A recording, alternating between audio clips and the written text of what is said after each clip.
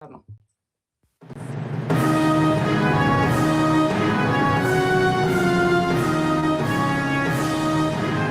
Bienvenidos a Calamares a la Romana,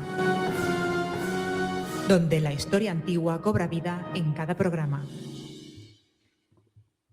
Salhuete, calamares, bienvenidos a una nueva entrega de nuestro canal, una entrega muy especial, una entrega en la que volvemos a retomar el hilo de la literatura, de las novelas, de la novela histórica que teníamos un poco aparcada.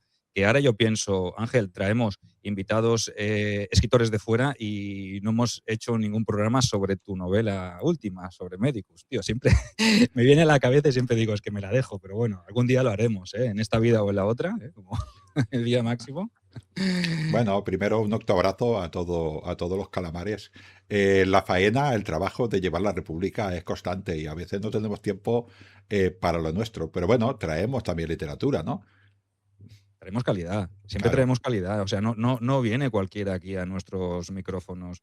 En este caso, pues vamos a traer una novela muy, muy especial.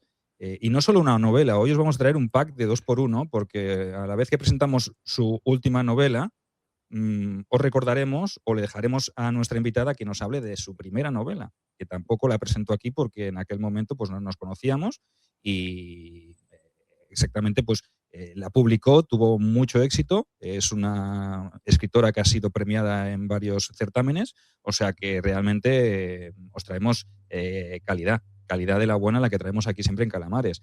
Pero bueno, ya no nos enrollamos más. ¿O quieres decir algo? Yo creo que tenemos que decir algo que para nuestros calamares, para que se apunten a algo que tenemos pendiente. Claro, ¿no? claro, tenemos el viaje a Túnez, del 17 al 24 de junio y, por ejemplo, estaba mirando... Junio no, julio, que te sale a ti el junio. Julio, yo es que no sé qué tengo. Julio, es que claro. Junio bruto, Sí, pero es más de junio bruto que de Julio César, ¿no? Sí, yo soy Ya más veo. de junio, el esposo de Servilia, pero vamos a dejarlo. No, es verdad, el julio del 17 al 28 de julio, hoy estaba mirando precisamente el día número 20, que nos vamos a Bula Regia, por ejemplo, y luego nos vamos a Tuga. Bula Regia me sorprendió primero porque vi fotos, ¿no? Pero luego, no sé si los oyentes saben, que allí hace un poquitín de calor. Pues allí hay casas, la mitad de las casas tienen, desde el peristilo, desde el jardín, tienen unas habitaciones subterráneas para llevarlas mejor, ¿no? Y en ese segundo visita que haremos ese día, en Tuga, es donde estaba aquel rey que cambió de bando en las guerras púnicas, que pasó de los cartagineses a los buenos, que éramos los romanos, Masinisa. Los romanos siempre somos los buenos, ¿no? Y allí estuvo Cartago y allí también llegó Roma y montó allí una ciudad. Tanto una como la otra, las ruinas son espectaculares, ¿no? Eso solamente ese día. Va a ser un viaje espectacular y ya os decimos, os informamos que a estas alturas, cuando se emita el programa, a lo mejor es que ya no quedan plazas, porque nos quedan muy poquitas. O sea que Es posible. animaos, apuntaos. Ya hablaremos con Halcón Viajes para que amplíe la lista de plazas o para que montemos otro viaje a Túnez, porque puede ser muy, muy interesante. Si nuestra invitada no se ha apuntado, ya llega tarde. Bueno, yo fui a Túnez hace unos años y la verdad que eché de menos tener a un guía especializado. La verdad que era fantástico, a mí me encantó. Así que yo, a la gente que le gusta lo que es tema romano, tienes unos restos ahí increíbles. Vale la pena. Sandra Dixit. Pues ya Vale que ha la hablado, que se presente. Tenemos aquí a Sandra Parente, que es nuestra invitada de hoy, que os recomienda el viaje y que ha venido a hablar de su libro y de sus libros. Entonces, Sandra, para los que no te conozcan, que yo creo que ya te conocerán, pero bueno, una breve biografía.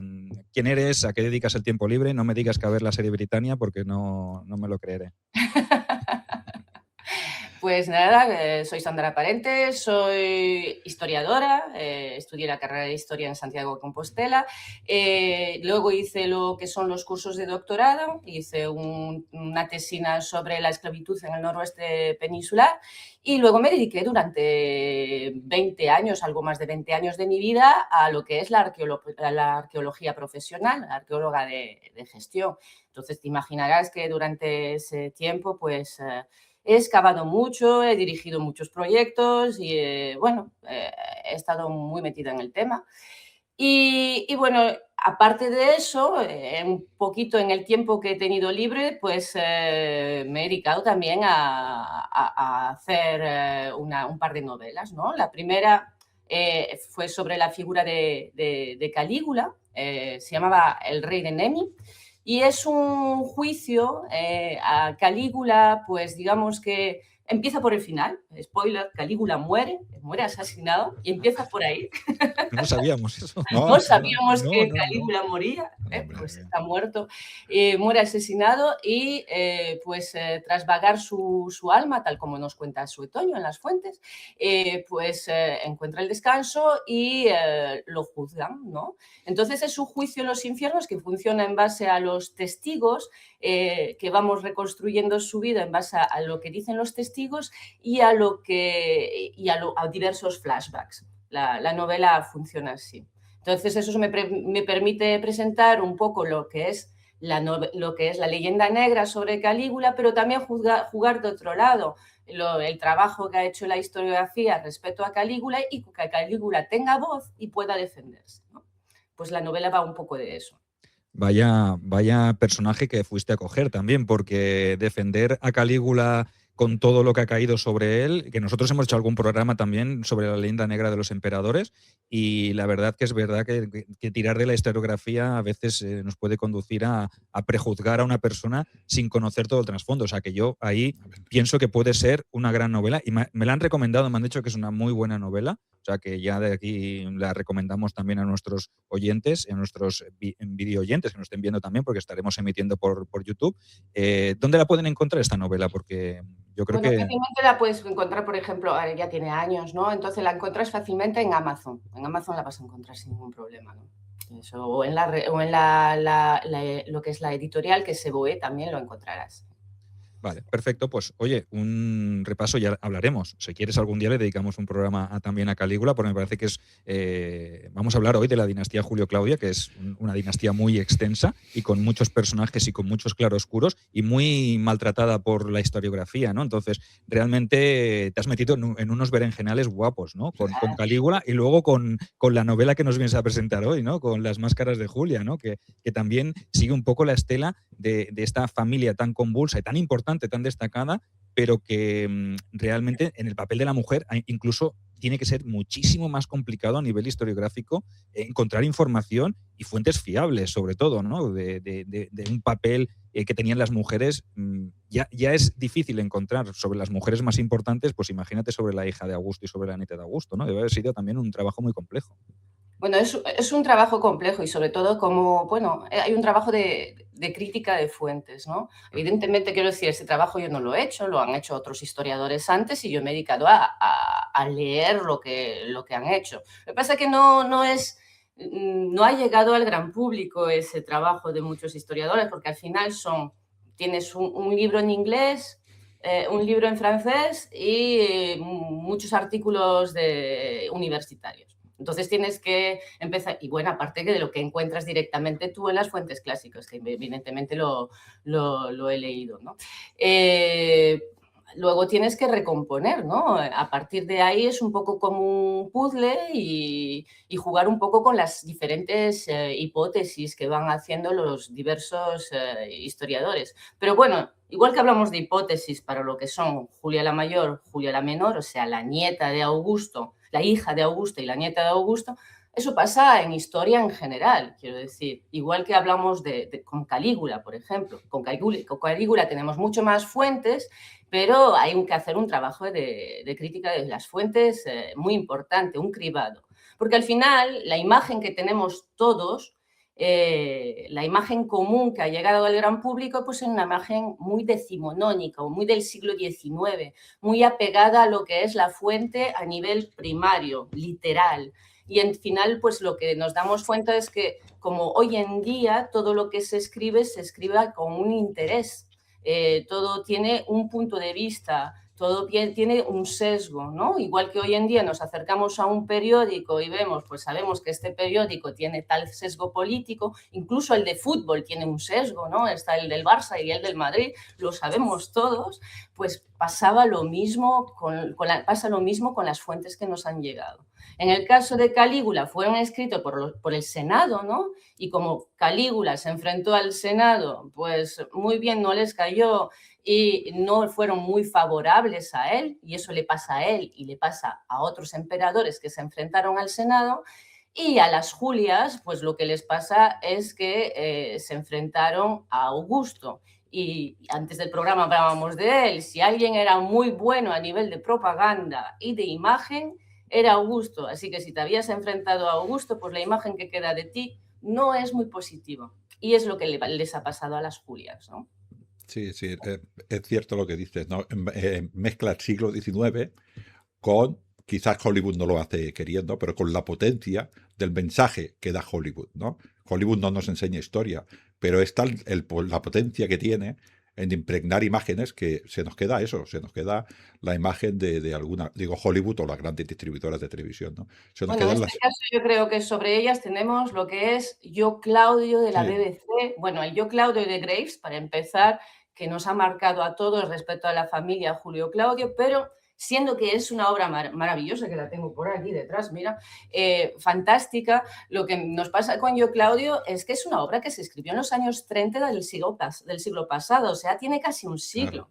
Y a la gente no lo piensa, pero en historia, igual que en medicina, pues no se sigue operando con ganzúas, en historia hemos avanzado. Y desde los años 30 del siglo pasado en la actualidad hubo muchos movimientos historiográficos, hubo mucha investigación histórica que nos ha permitido tener diferentes perspectivas sobre la familia Julio Claudio. Así que lo que hace también la serie de la BBC después es perpetuar esa imagen bastante decimonónica de la familia Julio Claudio. Y es una imagen súper poderosa y fantástica. Al final tenemos esa Livia que conocemos a todos, por ejemplo, del Yo Claudio de la BBC, que es inolvidable. Pero evidentemente, como todo en esta vida, todo tiene matices, ¿no? Y bueno, y a mí me gustan los personajes que al final yo creo que en esta vida nada es totalmente negro ni totalmente blanco. Y en la familia Julio Claudia creo que ocurre algo parecido. Sí, Entonces sí. has tenido que desmontar tópicos en estas A mí en obras. general me Realmente es gusta difícil. desmontar. Me encanta desmontar tópicos. En general es algo que me gusta hacer, ¿no? Entonces, por eso elegí a Calígula. Cuando digo que desmonto tópicos, no significa que aquí que doy una imagen maravillosa y digo, oh, Calígula, No, pero era un cuestionarlos, ¿no? A veces no es desmontarlos, sino arrojarle otra versión, otra visión de los hechos. Realmente la historia, la historiografía, la historia que se explica en cada momento, no vamos a negar que siempre es partidista. Entonces, el que escribe esas fuentes en aquel momento seguramente sería opositor al régimen de un emperador, ¿no? El de Calígula, ¿no? Entonces, el senador tendría limitados sus privilegios y vería que esa figura de contrapoder pues no le beneficiaba. Entonces, el que escribía en ese momento, pues como el que escribe hoy las noticias de un partido político siendo de la oposición, realmente no deja de ser eso. Entonces, ¿nos lo tenemos que creer a pies juntillas todo lo que nos dicen? Pues imagínate de hace 2000 años. Entonces, sí que hay que, no estamos diciendo quizá desmontar, pero sí cuestionar esa visión, ¿no? Más que nada. Exactamente, cuestionar. Y en el caso de Calígula, sobre todo, Olivia, que es un personaje que es importante en la novela de Las Máscaras de Julia, estamos hablando de humanizar a los personajes. Cuando digo humanizar, digo darle coherencia. Porque al final personas como Calígula, lo que nos transmitan las fuentes es una imagen ya que ha perdido coherencia a partir de su enfermedad, ¿no? Pierde total coherencia. Se nos llega a decir, yo qué sé, por ejemplo, algo que está muy extendido, la idea de que Calígula dijo que hasta un caballo, que iba a convertir en su caballo en cónsul.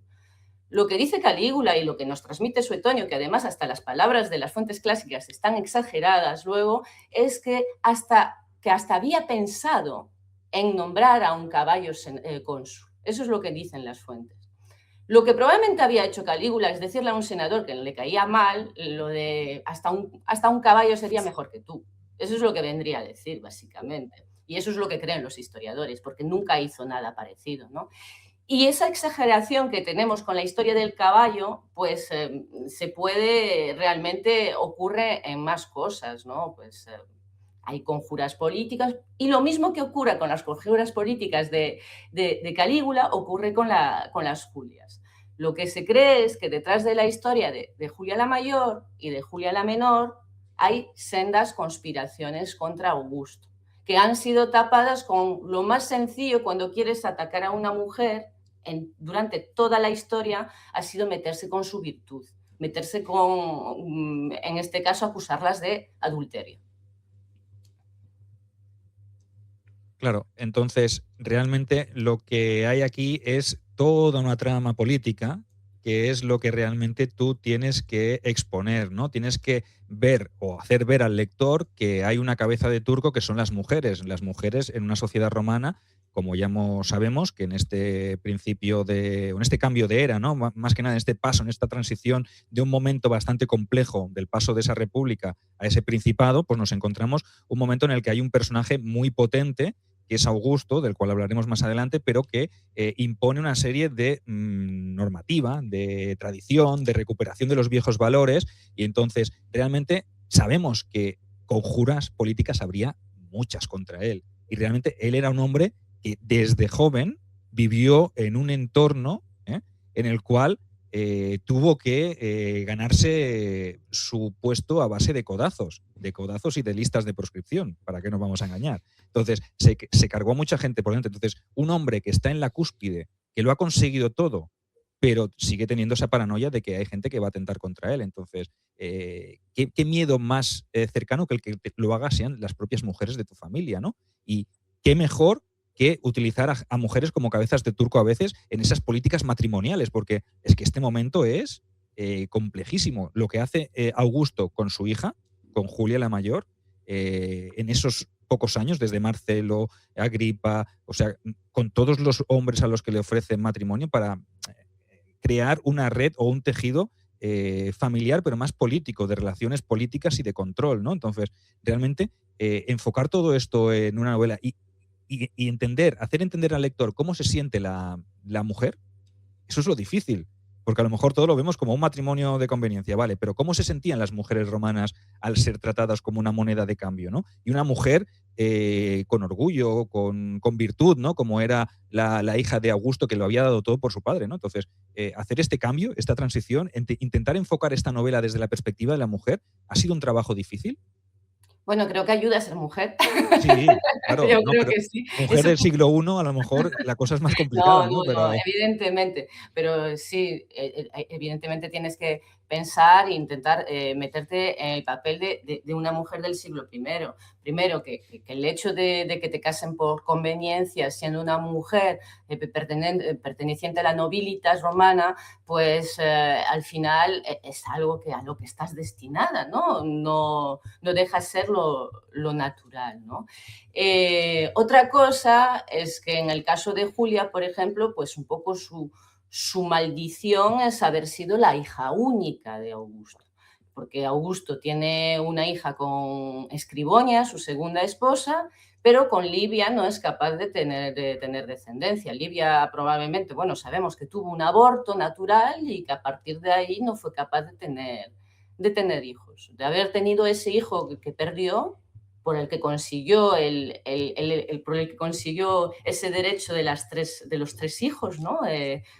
Livia, a pesar de no haber nacido, pues de haber tenido ese hijo puede que la historia cambiara bastante, pero estamos en los sí y la historia es tal como fue, y estar casada con Julia de alguna forma marcaba lo que es el camino que deseaba Augusto que se tomara respecto a lo que es su herencia, ser su heredero. Y no hablamos de heredero a lo mejor en sentido político estricto, porque a lo mejor no estaba toda esa idea establecida, pero al menos el heredero es su nombre, su heredero testamentario, ¿no?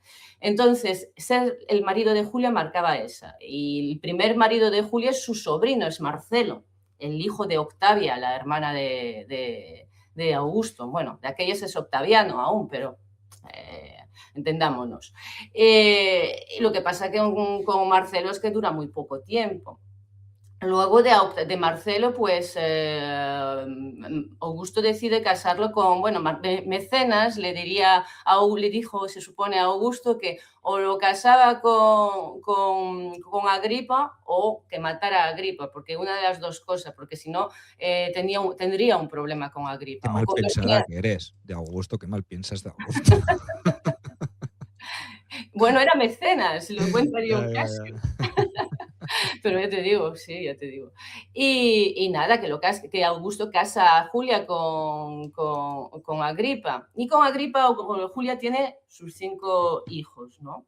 Ahí tiene toda su descendencia. Cuando muere Agripa en el 12 a.C., la verdad es que Julia se había ganado el derecho, siguiendo las leyes de su padre, a no volver a casarse, ¿no? Con lo que Ya. hablaba pasada antes, lo del derecho de los 3 hijos. Augusto había hecho unas leyes que fomentaban la natalidad, sobre todo en el caso de lo que es las familias nobles, ¿no? Para que se pudieran reproducir y tener más hijos. Y en este caso, pues pedían que tuvieran al menos 3 hijos. Si tenías 3 hijos, te ganabas el derecho a poder heredar como mujer, a poder poseer bienes. Y Julia, la realidad, se había ganado, con sus 5 hijos, se había ganado el derecho a no volver a casarse. Pero igualmente la casaron de nuevo con Tiberio. Joder, que Y a eso, lo había dado todo por la familia. claro, Realmente, mujer más sacrificada que ella no la había habido. La mala suerte quiso que el destino se cebara pues, con los hijos que había tenido con Agripa, ¿no? Que no le saliera la cosa como le tenía que haber salido, porque fue una auténtica desgracia. Ya con Marcelo habría cambiado la historia. Con Agripa ya habría cambiado si la cosa hubiese sido mejor, ¿no? Entonces, forzarla incluso a casarse con Tiberio, a obligar a Tiberio que se divorciara de su mujer, de la cual estaba enamorado, y crear esa mala relación y ese mal ambiente, una mujer siendo quien era la primera mujer, el tesoro más preciado de la República, en ese caso ya del Principado, que se siente vilipendiada por Tiberio, una mujer que lo ha dado todo y encima mal pagada, es que es para enfadarse y para molestarse y para reaccionar de manera hostil hacia todo lo que es su núcleo familiar, ¿no? Entonces, jolín, yo pienso que más merecido y más justo que lo que hizo Julia por Roma, no hay nada más. Pero bueno, es lo que Julia da decimos. hasta sus hijos, que yo Claro, creo que eso es algo, a mí me parece algo sagrado. importante, porque al final los hijos se crían con el padre. Y yo creo que es algo fundamental y es algo que, por ejemplo, en la novela planteo mucho, y es el hecho, algo que no se toca mucho, y es que los hijos de Agripa, las hijas de Agripa en este caso, se han criado con Julia como madre adoptiva en este caso, ¿no? Pues lo mismo que pasa con eso, pasa con los hijos de Julia, con Cayo y luego Lucio. Al nacer Lucio, el segundo hijo en realidad es el tercero, pero el segundo hijo varón de Julia, Augusto decide adoptarlos. Y quien dice que se convierte en su padre adoptivo, dice también, las fuentes nos lo dicen, que los cría él, se crían en su casa.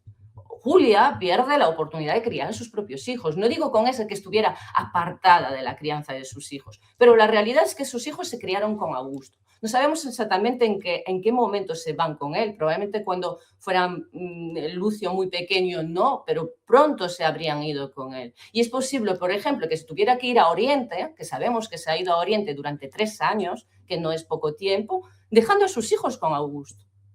Es que esas son cuestiones que hay que plantearse. ¿Y cómo le puede sentar eso a una mujer? Evidentemente, yo estoy hablando desde la óptica de la novela histórica, y eso, la novela te da una libertad que no te da la investigación histórica. Pero estas son cuestiones que te debes de plantear, sabiendo cómo funciona la sociedad romana, ¿no? Una mujer a la que le han quitado sus hijos y que no puede estar con ellos, incluso durante algunos periodos de su vida, ¿no? Sí, además, perdón, es importante lo que dices, ¿no? Hablamos de personajes como Tiberio, Julia, Augusto, Livia, ¿no? Por ejemplo, pero si no entramos en estos sentimientos, no entramos en estos desencuentros, tampoco sabemos por qué reaccionan luego, como reaccionan los personajes, ¿no? Es muy difícil entender que el matrimonio entre Julia y Tiberio funcionara bien, porque Tiberio venía de una igual. O sea, ¿qué hombre aparte de Tiberio, dio tanto por Augusto, ¿no? Y los dos vinieron exactamente igual, claro. Los destrozas a los dos y el matrimonio no puede tener éxito, ¿no? O, por ejemplo, otra cosa que podemos hablar de sentimientos, que creo que ya lo he hablado contigo, ¿no? En el caso de Livia Drusila, que lo has comentado así un poco, que es la cuestión de los hijos, ¿no? Augusto solo tiene una hija, que es Julia, y intenta que su descendencia vaya a través de su sangre, a través de la sangre de su hija. Está casado con una mujer que en principio parece ser que no le puede dar hijos. Lo normal hubiera sido divorciarse y casarse con otra. Y sin embargo, estuvo con Livia Drusila. Eso no quiere decir más que estaba enamorado de ella, porque si no la hubiera cambiado por otra. Sí, sí, no, y además sabemos que Augusto no tuvo problemas en dejar y abandonar mujeres. Quiero decir, tal como dejó a la joven Clodia, que dijo que le devolvió a su familia diciendo, te la devuelvo intacta, ni la he tocado. Bastante faltón, o con Escribonia, que incluso le quiso dejar mala fama, ¿no? Y fue dejándole mala fama por toda Roma cuando la abandonó el mismo día que dio a luz, que es algo terrorífico, para luego casarse con Livia. Un hombre como Augusto que luego nos vende esa imagen de hombre virtuoso sobre todas las cosas, ¿no? Entonces, bueno, ahí hablamos de las contradicciones entre la imagen que da Augusto y la realidad, ¿no? O lo que aparenta ser la realidad. Y el caso de Julia, entrando un poco en materia, explícanos un poquito para que sepamos, nosotros lo sabemos, pero para nuestra audiencia, de qué se le acusa y por qué se le acusa y qué es lo que ocurre en ese momento, ¿no? En ese momento tan crítico que provoca ese ostracismo, ¿no? Porque al final el castigo para la mujer, para la hija de Augusto, se lo impone él mismo, ¿no? Es algo duro para un Muy duro. padre. A ver, lo primero es que cuando todos leemos acerca de Julia, la imagen tradicional pues es creerse absolutamente de que Julia era una adúltera. Yo durante años, hasta que no me metí un poco en el tema, pensé que era así, hasta que empecé a leer. Y la realidad es que los historiadores, hay varias cosas que les han llamado la atención, ¿no? Unos red flags que dicen, oh, ¿qué pasa aquí? La realidad es que, por ejemplo, sabemos que Julia no ha sido juzgada, ni ella ni sus adúlteros. Sabemos que una de las cuestiones básicas de las leyes del matrimonio y del adulterio de Augusto es que hace salir justamente el adulterio de la esfera de lo privado. Antes de las leyes augusteas era algo que se juzgaba, pues, ya sea por el pater familias, ya sea por un concilium familiar. En este caso se convierte en algo que pertenece al ámbito público, que tiene que ser juzgado de forma pública.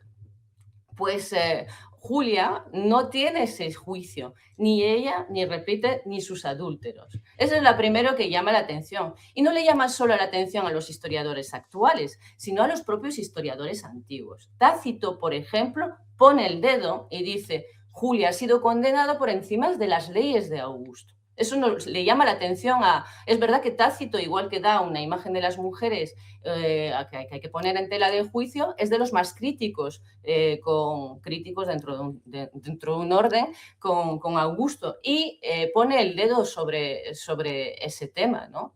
Y luego que hay otra cuestión que llama la atención a los historiadores, que es que lo que son los adúlteros de Julia, ¿no? Si vas mirando los nombres de los adúlteros de Julia, pues tienes a un Tiberio Sempronio Graco, tienes a un Apio Claudio, tienes a un Escipión, que es medio hermano de Julia. Se supone que se acostó hasta con su medio hermano, porque se le acusa de acostarse con la gente en medio del foro de Roma, ¿no? Para resumir. También tienes a toda esa facción y tienes a un tal Julio Antonio. Y de todos los adúlteros de Julia, la realidad es que ese Julio Antonio es el único que ha sido o combinado a suicidarse, según algunas fuentes, o directamente ejecutado. Es el único. Los otros han sido mandados a diversas islas, ¿no? Pero ese Julio Antonio sí lo ejecuta.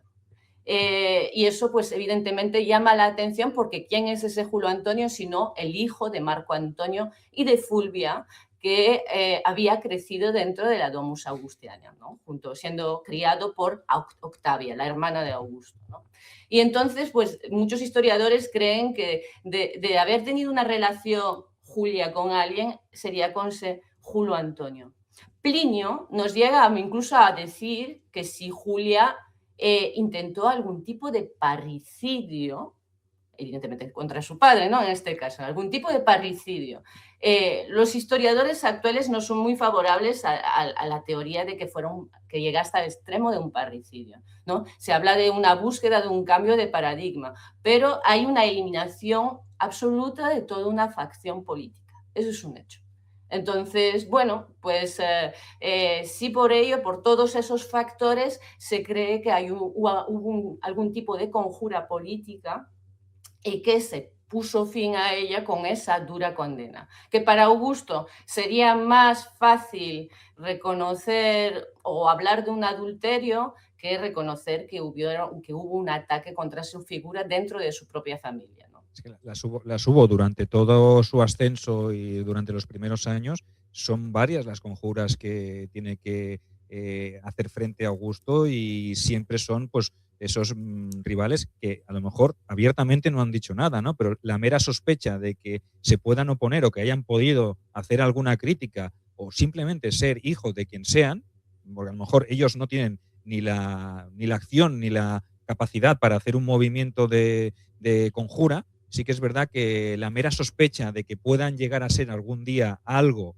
que se le pueda oponer, pues esas listas de proscripciones ya hablan por sí solas, ¿no? Entonces, ese reutilizar a su hija como herramienta para limpiar esas conjuras o para eliminar a rivales políticos, pues yo creo que Augusto estuvo toda su santa vida sacándose gente de en medio o quitándose gente de en medio en este caso, porque eran susceptibles de ser rivales simplemente. Y fue capaz de utilizar a su hija para casar y obtener beneficios políticos, pero también para acabar con sus rivales, utilizándola a ella también como moneda Sí, de bueno, cambio, ¿no? y que ella también pudo formar parte de esa conjura, quiero decir, de forma abierta y participativa. Porque el hecho de que esté mezclada, pues no parece casualidad, ¿no? Quiero decir, también... y le pasa algo parecido, y en la novela otro personaje importante, de hecho es la protagonista, es Julia la Menor, que también es condenada, ¿no? En la novela lo que hago es un poco que Julia la Menor esté investigando un poco lo que le ha ocurrido a su madre, porque hay un personaje de la novela, un personaje bastante clave, que sabemos que está vinculado con todos estos hechos, que es Ovidio, que un día pues le pone el dedo en la llaga y le dice, mira, que en Roma todo el mundo puede creer que tu madre ha sido condenada por ser una adúltera, pero a lo mejor su propia hija no, y puede que haya algo más, ¿no?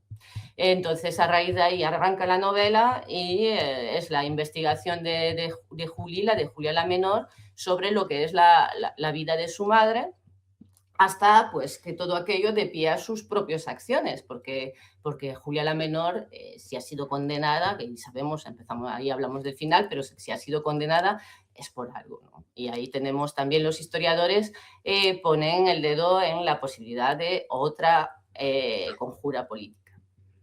No, entra dentro de lo lógico. Quiero decir que el hombre no se puede apartar, igual que a Julia la mayor y la menor, no se la puede apartar de la época. A Augusto tampoco se les puede apartar de la época. Cuando él nace y lo que vive, que es el final de la Tardorrepública, si ya vamos a entrar en guerras sociales, el mismo abuelo, creo que el abuelo de Livia Drusila era un tribuno de la plebe que la mataron en las guerras sociales. O sea, estamos hablando de en qué época nació Augusto. O sea, ¿cuánta gente mata? ¿A cuánta gente mata?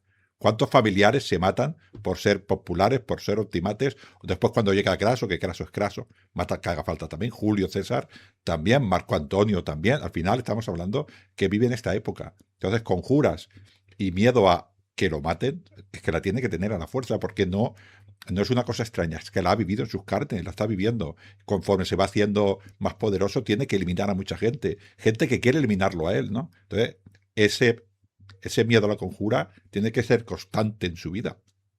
No, desde luego. Y fíjate si fue bueno Augusto en su propaganda, que de Sila, por ejemplo, tenemos esa imagen de las proscripciones, de mira cuánta gente ha matado Sila y todo eso, pero de Augusto no. Todo el mundo olvida de las proscripciones de los triunviros, ay, qué bueno era Augusto, qué gran emperador, y es 2000 años después tenemos exactamente Es lo que verdad. es el resultado de la propaganda de Augusto. Qué bueno ha sido en Es eso, lo verdad. ha hecho muy bien, la verdad es Solo que hablan bien solo hablan bien de Mario, que también hizo sus listas, y de Augusto y de César, que todos hicieron sus listas, ¿no? Y Cina y Sila están totalmente, parecen asesinos dictadores, ¿no? Pues qué diferencia hay entre Sila y Julio César en este sentido, ¿no? De las dictaduras, ¿no?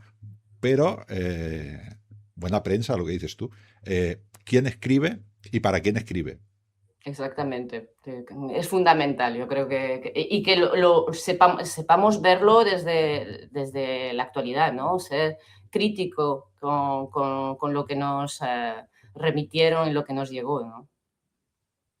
Y hablando un poco sobre, para no desentrañar más lo que es la trama de la novela, que yo creo que más o menos queda claro que va a haber ahí una trama de investigación. Imagino que utilizarás algún personaje que se encargue de hacer toda esta investigación en nombre de Julila, o es Julila misma la que lo hace. Hay un personaje que se encarga, que bueno, hay la conjura que se vincula con Julila, la llaman de picado, de picado y de... no me viene el nombre del segundo, porque además en la novela tiene un papel muy pequeño, que es un falsificador, ¿no? Pero bueno, Epicado sí es un personaje importante en la novela y que trabaja en nombre de Juliana Menor en las partes que, digamos, son más de investigación. Luego, lo que hace ella en su propio nombre es hablar a lo mejor con algunos familiares que fueron cercanos a su madre. En este caso, pues utiliza a Marcela la Menor, como es su cuñado, y así vamos, cuñada de su madre, prima, y vamos recorriendo un poco el hilo de toda su vida, desde la infancia hasta esa condena del año 2 antes de Cristo.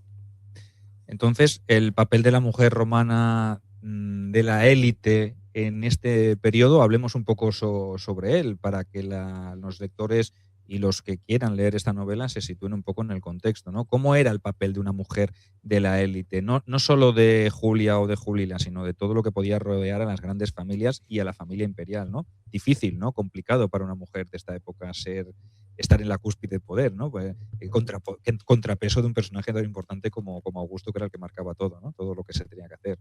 Al final quiero decir, es un objeto que se utiliza para armar una red de matrimonios y de alianzas políticas. Y se ve muy bien en el caso de los matrimonios de Augusto, cuando era el joven Octaviano, que primero hablaba antes de Clodia, que es la hija de Fulvia y de Clodio, pero que nos importa en este caso por Fulvia, que era en aquella época la mujer de Marco Antonio, ¿no? Y estamos en el contexto de las guerras civiles y en el momento en que se conforma el triunvirato, pues se casa Augusto con Clodia. Cuando esa alianza matrimonial deja de importar, pues es cuando se casa con Escribonia, en un momento que Escribonia, ¿quién es? Escribonia es sobrina de Sexto Pompeyo, y es decir, que es nieta de Pompeyo el Grande.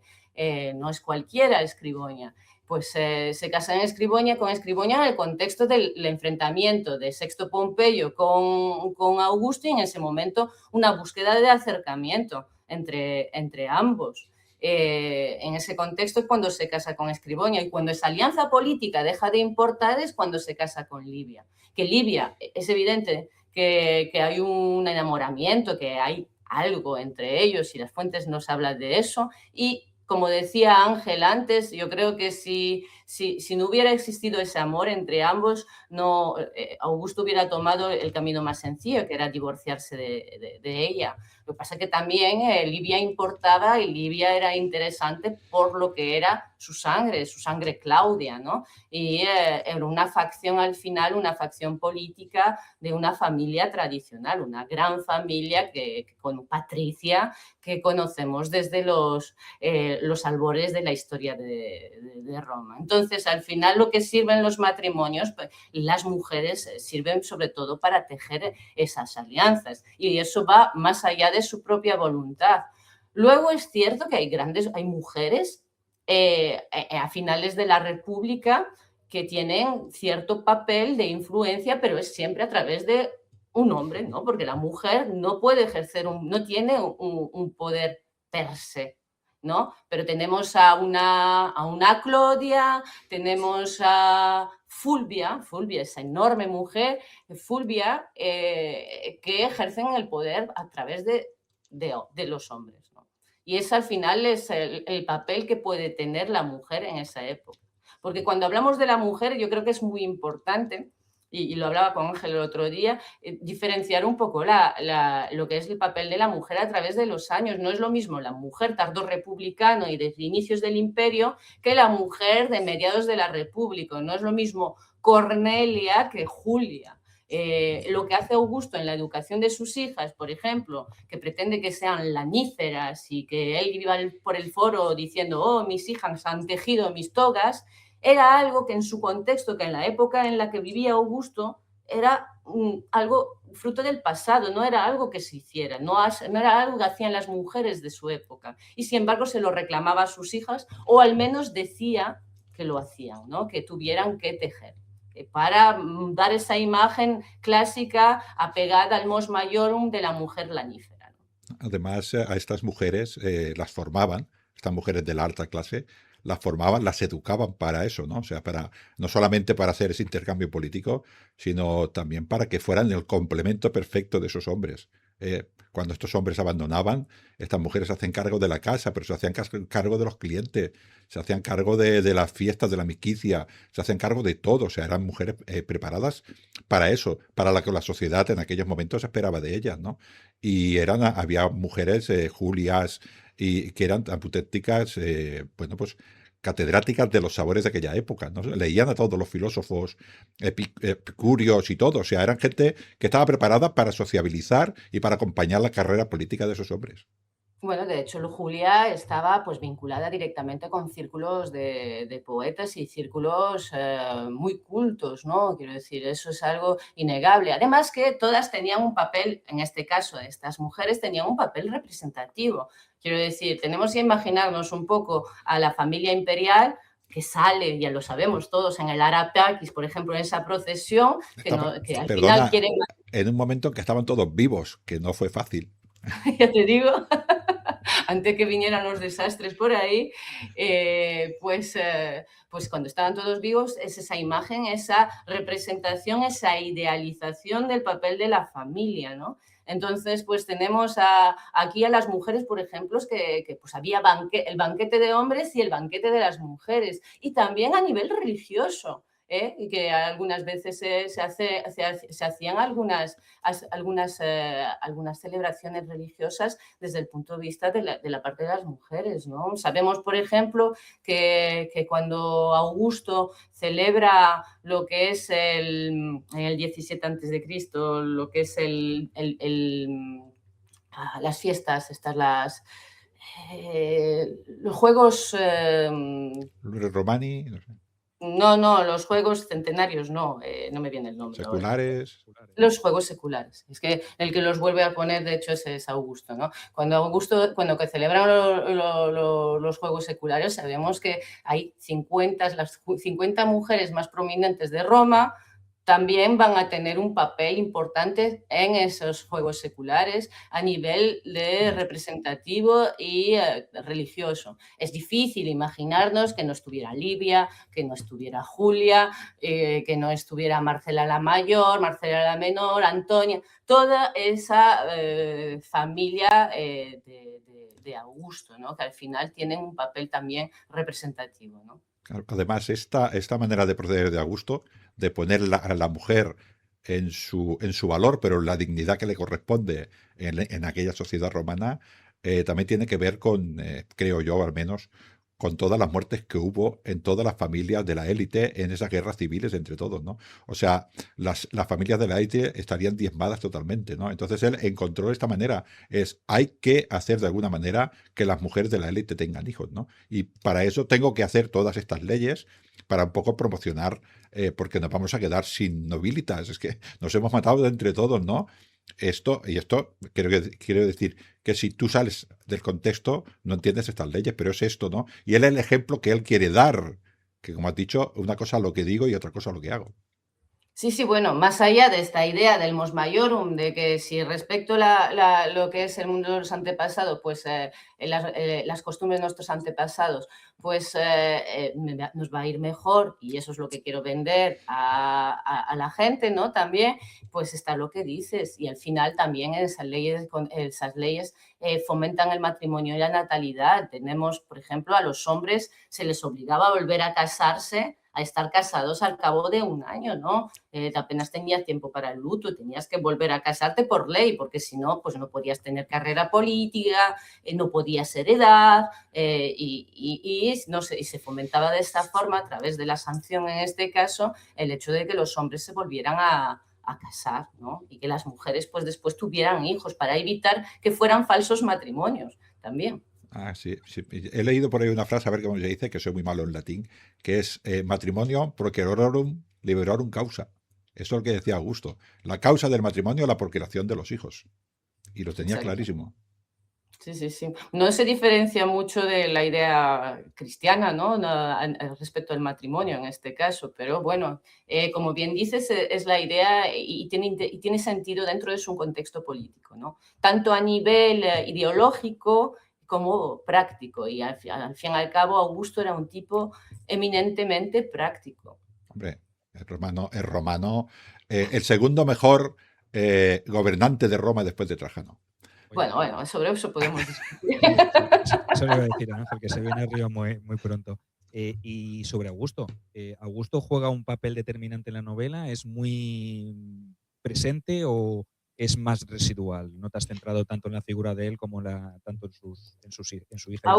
Augusto es ese personaje del que todo el mundo habla, es ese personaje que está en todos lados siempre, cuya mirada en el fondo está ahí a través de cualquier esclavo, por ejemplo, de la familia, pero que aparece de forma absolutamente residual en la novela. Y creo que era irónico un poco negarle la palabra a Augusto y dársela a todos los demás, ¿no? Cuando solo tenemos la palabra de Augusto. Pero bueno, es un personaje que sin estar Me gusta esa frase, si la puedes volver a repetir, porque ha sido espontánea, pero ha salido muy bien, ¿no? Negarle la palabra a Augusto cuando está presente por boca de todos. Mola, que por favor, dejen hablar a los demás, Es ¿no? que- No todos Augusto. Es que parece que Sandra en Me su... gusta.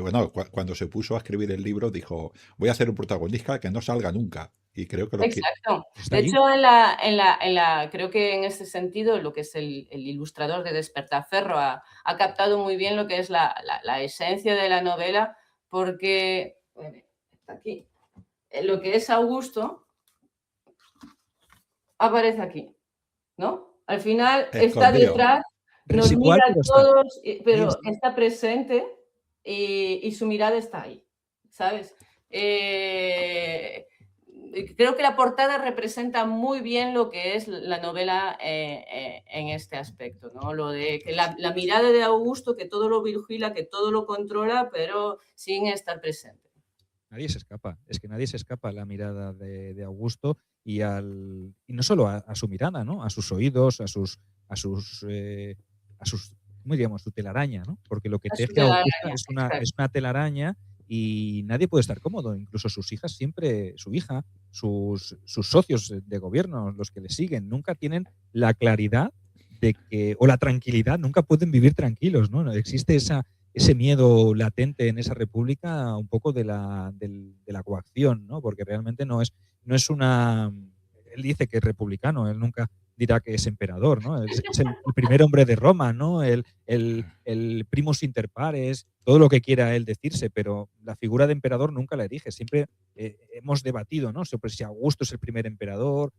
Él no es el primer emperador de manera oficial, pero sí que es verdad que hace que todos los demás le conviertan en ese emperador, ¿no? Sin pedirlo, pero mirando, ¿no? Como con esa... Bueno, es bastante. Siempre hay mucha hipocresía detrás de lo que es la figura de Augusto.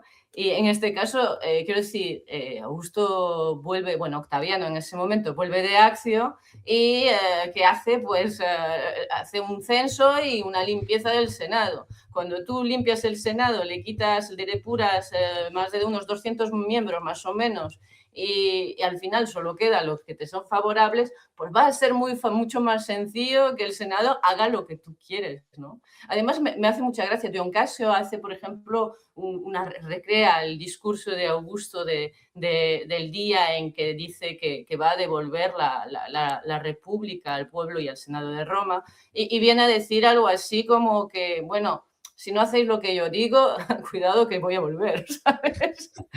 Así que haced las cosas, os devuelvo todo, pero como no hagáis, pues que la cosa no vaya bien, yo aquí volveré. Es un poco una espada de Damocles. Si no hacéis lo que yo quiero, pues bueno, yo siempre estoy dispuesta a volver. Es cierto que durante su reinado, no sabemos cómo llamarlo, reinado no se lo puede llamar, ¿no?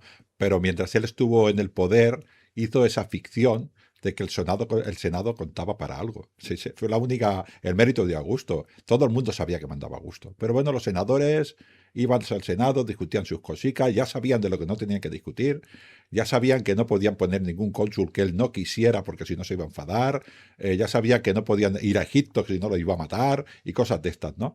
Pues haciendo lo que les tocaba, pues ellos tenían la ficción pues, de que vivían en una república, ¿no? Y podían poner algunos procónsules en algunas provincias y pues se repartían su parte del pastel y ya está, ¿no? Y eso sí que lo logró, quiero decir.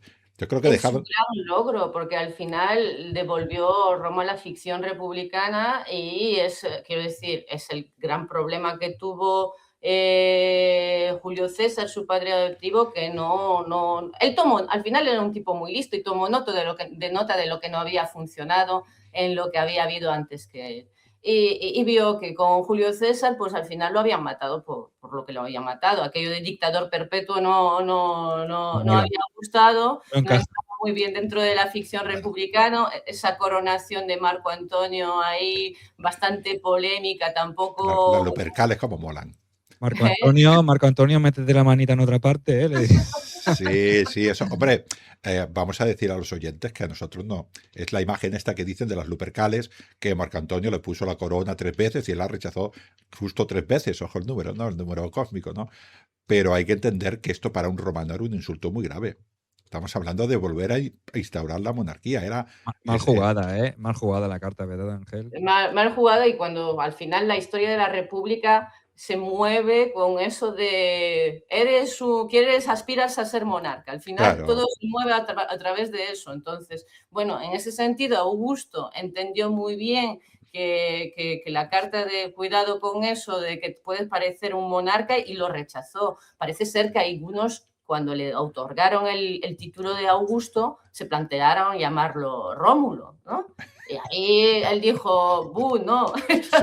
Sus estáis pasando, tampoco os paséis tanto. Pero ahí vendemos la figura del animal político, ¿no? Realmente Augusto a nivel militar, siempre lo hemos dicho, ¿no? Era un negado, era un debilucho, era un patata.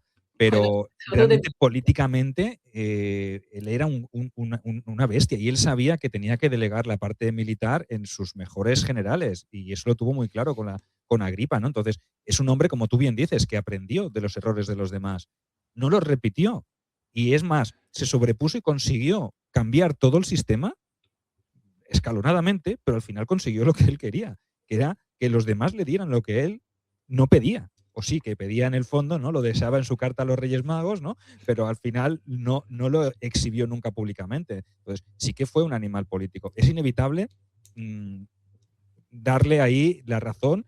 Los métodos, evidentemente, son muy cuestionables bueno. Y toda la propaganda, todo eso es necesario para conseguir su proyecto. Es que es un proyecto muy bien construido. Lo que pasa que, claro, se trataba es que los demás no lo vieran. O si lo vieran, pues que se lo creyeran, ¿vale? O que es propaganda, es todo propaganda, pero muy bien estructurada. Ríete tú hoy de los partidos políticos. Son incapaces de crear todo este conglomerado de acciones, de recuperar tradiciones antiguas, Es que, potenciar el papel de las mujeres como procreadoras de una nueva de hacer crecer toda la estirpe. ¿Cómo vendes todo eso en un momento tan complicado, verdad? Esa victoria de Actium marca un antes y un después, está clarísimo, pero le concede pero todo ese trayecto, es que claro, aquí podríamos irnos desde que llega a Roma cuando matan a Julio César, ¿no? Cuando asesinan a Julio César. Es que esa trayectoria de un chaval que nadie tiene en cuenta, a cómo acaba abriéndose paso a codazos y pisando cabezas y jugando juegos de mayores con gente muy curtida siendo un chaval que la gente infravalora y realmente tiene una mentalidad ya siendo un adolescente. Que, ojo, tú ríete, es un monstruo. Perdona, Sergio, Un monstruo. me ha venido una imagen a la cabeza que es el mismísimo Cicerón, y por allí pasando a aquel hombre que todavía le salían pelillos, tenía barba, pero todavía no la tenía cupida, y le miraba a los ojos a Cicerón y le dijo Augusto a Cicerón: a ti te voy a comer yo. Esta es la imagen que me ha venido. Esa entrevista que tuvieron Cicerón y Augusto y bueno, Octaviano, que Cicerón se reía de él, que lo quería utilizar, y al final fue él el que fue utilizado por Octaviano y por... O sea, imaginaos, un chaval de... Creo que le llamó Octaviano, de hecho. Sí, correcto. Que las veces que le llamaron Octaviano, ¿sabes? Para reírse de él, ¿no? Se mofaron él, Marco Antonio, todos se rieron de él y lo infravaloraron. Era un pimpín de 18 años. Sí, También sí. es que es eso, era un niño, era muy joven cuando es asesinado Julio César y viene a reclamar su herencia política, ¿no? Quiero decir, bueno, su herencia política que quiere convertir en real, porque bueno, yo creo que ahí él tenía una especie de complejo sobre sus orígenes familiares y era un hombre que al final todo lo debía a su nuevo nombre, ¿no? Un equite de origen, un caballero de origen que se convierte en miembro del orden senatorial gracias a Julio César después y gracias a su adopción, ¿no? Todo lo debe a su nombre. No digas Julio César, di el divino. Y se convierte en hijo del divino. Eso a nivel de propaganda está muy guay, decir que eres el hijo de divina, que veas un cometa y digas, esto es un cometa sagrado y es la estrella de mi padre adoptivo y vamos a deificarlo por eso, no sé, quiero decir, es fantástico. Además, pensando en la pieta romana, pues, si soy hijo de... Es que no me queda más remedio que hacer lo que hago. Es verdad, y acabamos aquí alabando a Augusto todos, ¿eh? Es que al final, realmente... No. Sí, oye, quítate el sombrero ante todo lo que ha hecho. A ver, voy a ser mal hablado. Es un cabronazo. Sí. Eso, mal hablado un segundo, es un cabrón, pero es nuestro cabrón. No quiero decir, es así eso, pero es un cabrón, quiero decir. Yo lo veo sin decirle ni defenderlo ni atacarlo. Yo lo que estoy diciendo es que él nace en un contexto en la que Roma se estaba matando hacía los Graco, o sea, hacía prácticamente 100 años que se estaba matando, ¿no? Y él, como mínimo, paz interna, después de muchas escabechinas que hizo, ¿no? Pero paz interna sí que llevó a Roma. Y esto para el romano, que tenía 30, 40, 50, 60 años, era desconocido. Para él lo normal era esconderse de vez en cuando, no sabes muy bien dónde, porque la otra facción los iba a matar. O que no dijeran tu nombre en una lista. O que no dijeran tu nombre en una lista por alguna vieja rencilla que no tuviera nada que ver. Era un tiempo complicado. Claro. Sí. Claro. Es lo que evidentemente, en ese cambio de paradigma, en esa adaptación de régimen, está también las ganas de la gente de acabar con tantos y tantos años de guerras civiles, con tantos años de enfrentamiento y tanta sangre derramada dentro de Roma. Yo creo que eso la gente, evidentemente, pues pesó a la hora de aceptar y de permitir que él se impusiera, ¿no? Pero sí, es hijo de su contexto, pero también es cierto que él tomó la vía siempre que le interesó a él. Ahora no me das Marco Antonio, no quieres darme lo que es mi herencia, pues aquí que me lío con el Senado. Quiero decir, él siempre se dio la vuelta de unas formas a veces totalmente inesperadas, ¿no? Y volviendo a encauzar un poco la entrevista hacia la novela, que ya hemos hablado, le hemos dedicado el tiempo pertinente a Augusto, que siempre tiene que salir, ya contábamos con ello, entraba dentro de los planes. El título, te lo habrán preguntado muchas veces ya en todas las entrevistas. ¿Por qué Las máscaras de Julia? ¿Por qué le pones ese título? ¿Por qué lo has elegido? Bueno, al final es una metáfora que aparece a lo largo de la novela, que es el hecho de ponerse una máscara, ¿no? Frente a lo que te piden y te reclaman. Estés de acuerdo o no, tengas que vestir esa máscara y disfrazarte, ¿no? De alguna forma. Entonces los diferentes personajes tienen máscara y bueno, las tienen Julias.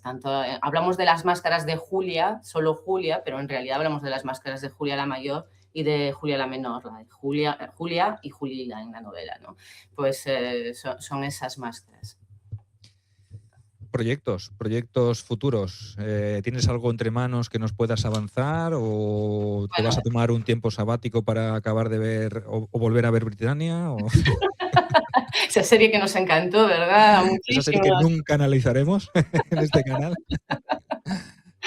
Pues no, sí, proyectos hay, pero bueno, ahí están poco a poco y seguiremos en época romana, desde luego, y probablemente rondando esta época que al final es un poco la que más me gusta, ¿no? Hablabas de Trajano y Augusto, francamente no hay color. Siempre, Trajano siempre. Sin Augusto no habría Trajano. Trajano siempre. Bueno, a ver, Augusto no lo hizo mal, pero Trajano es el Optimus Princeps, lo optimizó. Bueno, pero ahí estamos, que está Plinio, que con su... venía de una época jodida también. No me toques a Plinio. No era muy difícil mejorarla, tampoco. Al pelota de Plinio no me lo toques. ¿Qué es eso? Nos llega poco en pelota, ¿sabes? Sí. Entonces al final es más fácil. Ahora hablando, echando otra vez creo que lo comenté la otra vez también contigo, ¿no? Creo que es conveniente decir a los oidores que la dinastía Julia, por mucho que gobiernan o por mucho que al final llamamos emperadores a los hombres, realmente la que le transmite son las mujeres. Sí, es algo muy curioso, ¿no? Porque al final la sangre Julia va pasando a través de los descendientes de Julia la mayor, y va por vía materna. Es que, curiosamente, Augusto, su sangre Julia, también le va por vía materna.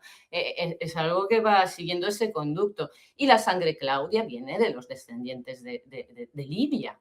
Que bueno, realmente era hija de un claudiano, realmente era un druso claudiano, era un hijo adoptivo de un druso, ¿no? No deja de ser algo curioso, ¿no?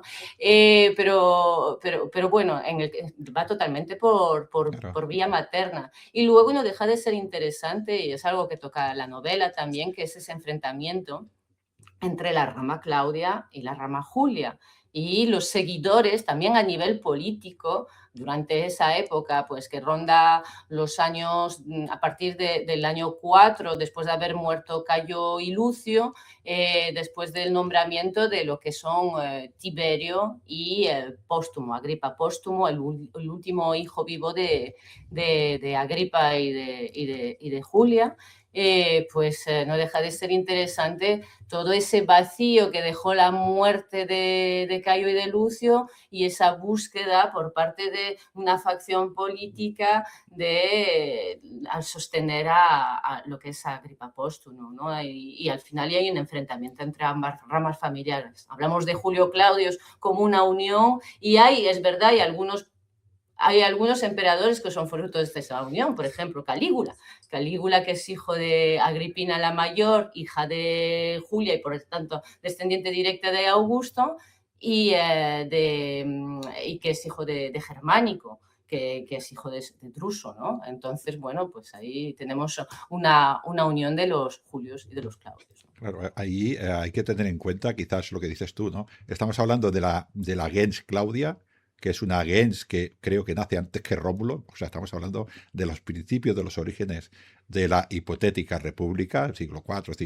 sobre cuando fuera siglo V probablemente, y unos nuevos venidos. Los Julios son unos nuevos venidos. O sea, ellos cuando van hacia atrás dicen, si tú tienes un cónsul o 5 cónsules en tu casa. Nosotros los Claudios no tenemos máscara, no Pero, tenemos Siri para mandar las pero máscaras. no venían de Troya y de Eneas, Por ¿no? eso, ¿no? Pero estoy hablando Ángel, en un cuanto... hombre como tú, un hombre eso como tú que Augusto, vive eso tanto del Augusto, no los mito Julios.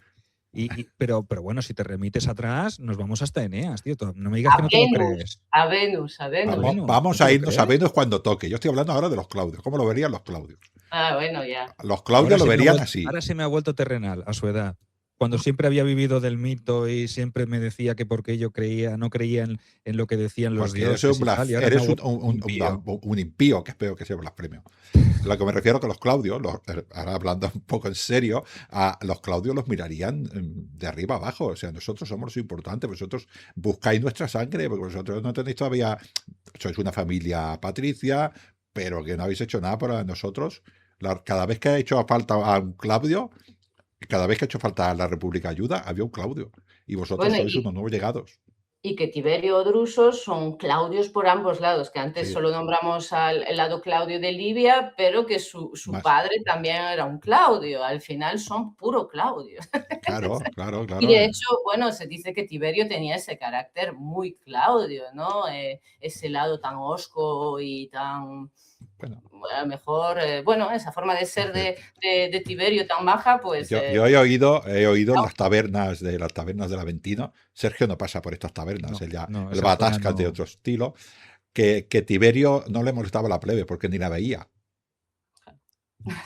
Era Claudio. Claro, es esto, ¿no? Y sin embargo, Julio César, por ejemplo, tenía la fama de que se conocían los nombres de todos los soldados. Es que es una diferencia abismal, ¿no? Esto a la gente del pueblo, pues de una manera tiene que afectar. O sea, tiene que haber facciones para todos los lados. No, desde luego. Sí, sí, bueno, como tiene que haber hoy en día partidos políticos para todos los lados, pues los romanos dentro de su forma de ver el mundo, que es diferente a la nuestra y de su ideología, pues también había diferentes facciones políticas. Claro está que al final, quiero decir, estamos hablando de facciones políticas dentro de lo que es la nobilitas romano, que recordemos que nobilitas no deja de ser una unión de lo que son patricios y plebeyos, pero bueno, de la parte, digamos, más elevada de la sociedad romana, que al final gobernaban para y por sus intereses. Quiero decir, para el pueblo, pero sin el pueblo.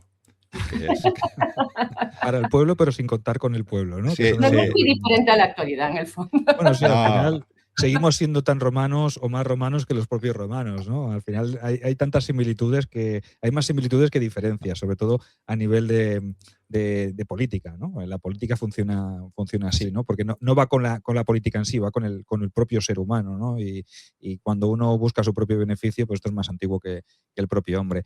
¿Dónde podemos encontrar esta novela? En Amazon también, ¿verdad? Sí, bueno, Las Máscaras de Julio, en este caso es de Despertaferro Ediciones, y como novela de Despertaferro Ediciones tiene ya lo que es una distribución, y además bastante reciente porque salió en octubre, o sea, tiene unos 3 meses, pues al final la puedes encontrar pues desde la Casa del Libro, cualquier librería y Amazon, donde Éxito, está yendo muy bien la novela, entiendo. Bueno, está yendo. ¿Satisfecho? No sé muy bien, la verdad, a estas alturas no sé muy bien. No, la verdad. Bueno, las reseñas de Amazon son buenas, yo las he leído, son muy buenas, la gente te pone por las nubes, no te me vengas arriba y te construyas un Arapakis ahora tampoco. Bueno, y ya somos finalistas, la novela es finalista ya a 3 premios Sis Libris de este año, mejor novela histórica del año y también finalista en la de mejor autor. Pero eso ya lo has ganado, ¿eh? Bueno, he ganado con el Rey. Lo habías ganado, ¿eh? Aquí veo yo algo de una mano negra, ¿eh? De Augusto. Bueno, somos candidatos, ¿eh? De momento es finalistas. Bueno, bien. Hay mucha gente buena ahí, así que bueno. Yo le aconsejo que escriba el próximo libro sobre una de las mujeres más importantes de la historia de Roma, que es Lavinia, que se casó con tal Eneas, que este es el origen de todo, ¿sabes? Pero esto es mito, a ti esto no te va a gustar, va a ser mito. Tú vives de la realidad ahora, ¿no? Yo estoy leyendo de la fuerza. Estoy leyendo Dionisio de Carnaso y en una de sus partes dice algo así como que la existencia de Eneas y de todo lo que sucedió es cierta, puesto que Roma existe. Más claro que eso. Claro. Bueno, una entrevista muy atípica porque hemos hablado de la novela, pero hemos hablado más del contexto, que también es muy interesante. No hemos desvelado demasiado. Perdona, también, Sergio, perdona, es dime. cierto, pero el arte de hablar del libro es hablar del libro, pero sin hablar del libro. Correcto. También Bueno, hemos hablado de muchos puntos de la novela, está la forma, la trama básica, quiero decir, pero yo creo que tampoco hay que desvelar todo porque y que el lector pues le pueda interesar lo que son pues a lo mejor esas conspiraciones. Al final es una historia de investigación, de búsqueda, de tramas políticas, un poco de Juego de Tronos de por medio. Yo creo que pues todo eso en el contexto de la Roma augustea pues puede ser muy atractivo Claro, para el lector, ¿no? ¿tú crees que entenderán las personas que lean este libro? ¿Entenderán mejor la vida de estas mujeres en esa época? O sea, ¿empatizarán mejor? Yo creo que al final es una novela y bueno, es algo que ya no lo digo yo, eso es algo que me dicen de mí, en la forma de escribir, que a mí me gusta mucho desarrollar los personajes y desarrollar cómo piensan y cómo sientan también. Entonces, bueno, yo creo que sí, que pueden llegar a traspasar un poco lo que es el velo del tiempo y de la historia para llegar a esa mujer, esas mujeres de hace 2000 años y cómo podían pensar y cómo podían sentir. Al final, Las Máscaras de Julio también es una novela muy coral, que está escrita a muchas voces diferentes, una decisión que en su momento me costó asumir porque es difícil escribir con tantas voces y diferenciarlas y que se diferencien bien, ¿no? Y bueno, tiene diferentes voces y diferentes épocas, entonces yo creo que el lector, sobre todo, es una novela también muy dinámica en ese sentido y que juega mucho con el tema de las perspectivas, ¿no? De las formas de ver las cosas, que no todo el mundo tiene la misma opinión y la misma visión sobre el mismo hecho, ¿no? Eso es algo primordial para entender lo que es esta época. Así que una novela de investigación, una novela de intriga, una novela en la que se habla también de tramas y conjuras políticas que yo creo que la gente puede llegar a apreciar, ¿no?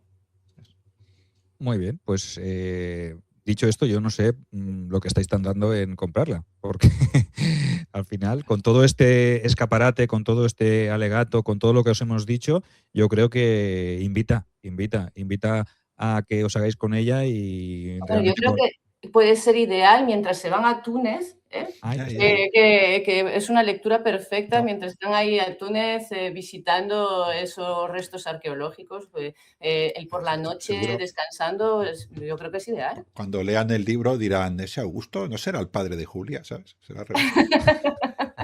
Bueno, es lo que me decía una vez en una entrevista que hice, me dicen de repente, anda, entonces ese Augusto es el niño de Roma de la primera temporada. Y yo digo, sí, Ah, y me Sí, dicen, "Mira, pues es la tercera temporada de Roma". Y dije, pues sí, mira, pues sí, esta mira, tenéis la oye, tercera temporada de es que Roma. la continúas, oye, quién sabe si alguien te compra los derechos para hacer una serie, que seguramente será mejor que Britannia, puestos a decir ahí, ya, porque Bueno, eh, pones el listón bajo, así que que no la veáis, ¿eh? puedes subir, puedes Que no subir. veáis Britannia. Si sois capaces de aguantar y acabar la primera temporada, ya creo, os... Sergio, creo que me comentaste algo así como, voy a empezar a ver una serie para hablar de ella. Y el primer capítulo me dijiste, no la voy a ver más. Oye, no sé si habéis visto la de Libia. ¿Tú la has visto, Sandra, la de Sí, Libia? sí, Es que, vi las dos temporadas. ¿y La qué verdad, tal? hombre, a nivel histórico, evidentemente, pues tiene sus no, ¿sabes? A nivel también de lo que es imagen, yo creo que Roma está mucho más cuidada a lo que es a nivel ambientación arqueológica, ¿no? A nivel de imagen. Pero bueno, yo he de decir que para comer unas palomitas Ah, y nivel de ritmo y de intriga, pues estaba bastante bien, ¿no? Y nos hay la han cosas que pedido.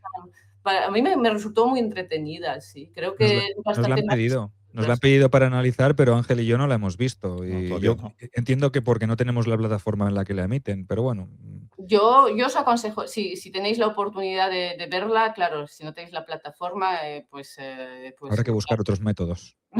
no lo sé, no sé. Pero sí, a mí me resultó entretenida de ver, desde luego. Luego, pues creo que tenéis mucho para analizar también, ¿eh?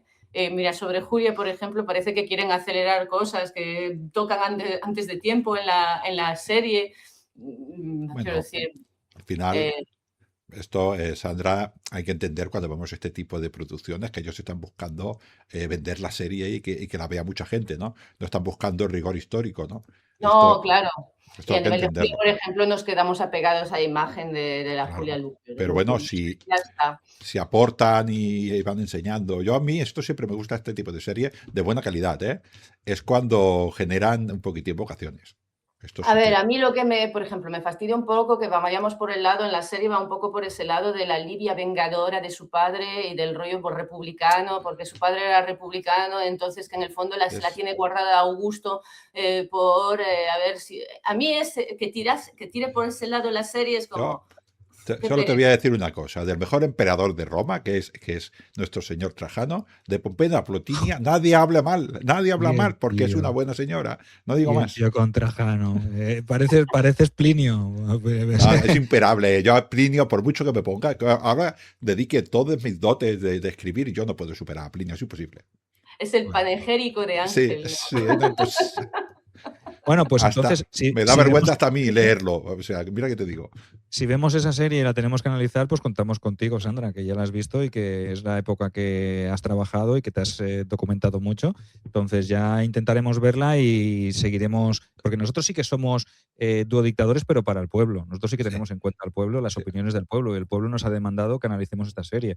Lo que Bueno, pasa eso que de ahora duodictadores, en realidad sois cónsules. No. Dictadores, sois cónsules. El consulado está supravalorado. Nosotros estamos por encima de eso, ¿verdad, Ángel? Somos dictadores de tiempo de crisis, pero los tiempos de crisis duran lo que nosotros queramos, tenemos en cuenta al pueblo, pero hacemos como los tiranos de Atenas. No tenemos en cuenta a la aristocracia, ¿sabes?